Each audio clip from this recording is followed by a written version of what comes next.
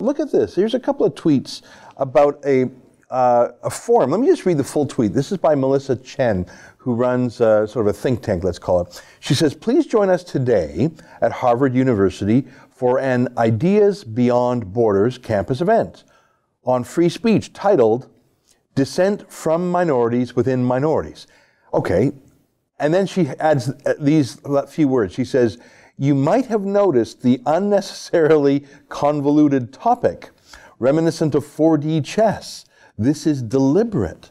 And she has one more tweet, and let me just read it. She says, because we were warned not to have the phrase free speech in naming our event, lest the student union disapprove it, the rationale, free speech is now a dog whistle to the far right. By the way, this is a visible minority young woman. I mean, she's checking all the boxes in terms of politically correct racial and gender theory. She was told at Harvard, the highest heights of learning, if you say free speech, you'll be banned, because we all know the only free speechers out there are you alt-right Nazis who happen to be young Chinese students. I mean, just crazy. It is crazy, and it also doesn't seem like a very good strategy to me, because ultimately, if you say that, you know, far right people are the people who believe in free speech, then people are going to start to say, well, gee, that sounds like a good idea to me. I may have to join the far right. I think, you know, they have gotten themselves in a bind, but it is not.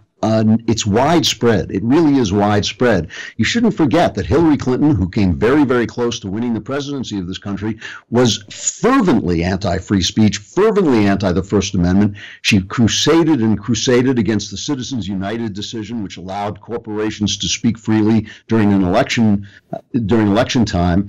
And if that case had been overturned, which was defended by one of our famous liberal free speech attorneys, if it had been overturned, the First Amendment would have been seriously compromised. You know, when I lived in England, they used to make fun of us make fun of Americans, to me, for having a written constitution. Why do you need a written constitution? But in England now, if you criticize Islam, they come and cart you away. Yeah. That's why. That's why we wrote our rules down, and that's why free speech is the First Amendment, because it really does need protection all the time. That's an excerpt from my daily TV show, The Ezra Levant Show. Normally it's behind a paywall, but I thought you'd like this video, so we put it on YouTube.